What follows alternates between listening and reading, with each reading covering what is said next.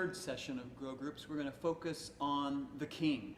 Remember that guy whose name we can't pronounce, Ahasuerus or whatever it is? I'll just call him the king.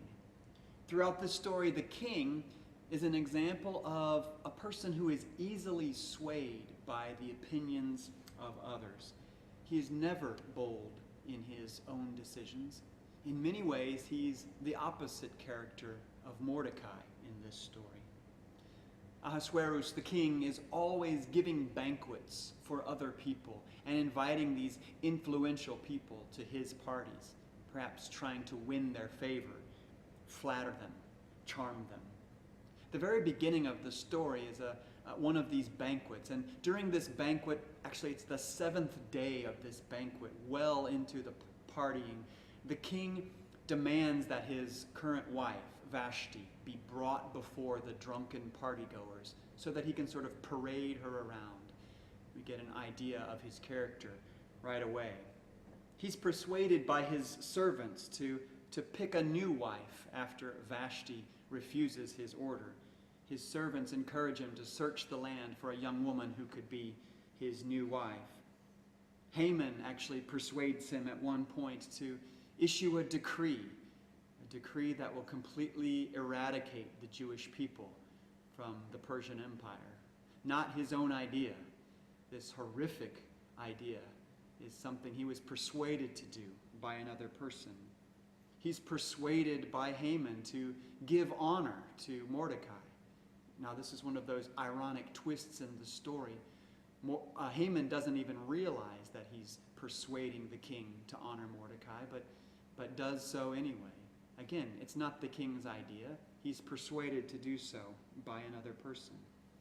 And at the pinnacle of the story, the king is persuaded by Esther to reverse his decree and actually save the Jewish people. Not his idea. He's not the hero of this story. He's persuaded by someone else to do so.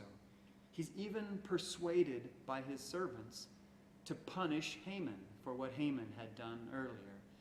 There isn't a single decision that is made throughout this story that actually belongs to the king himself.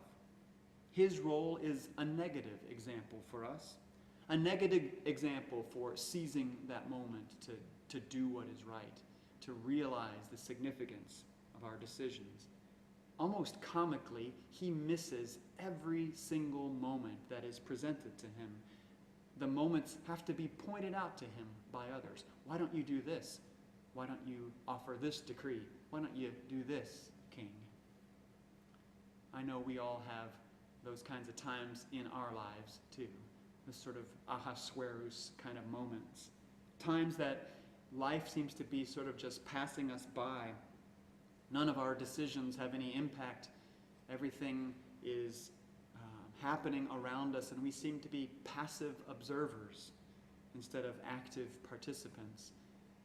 I worry about the kinds of times as a father for my kids, opportunities that I may have missed to pass along to them some information that will be helpful for them and useful as they grow and continue to learn.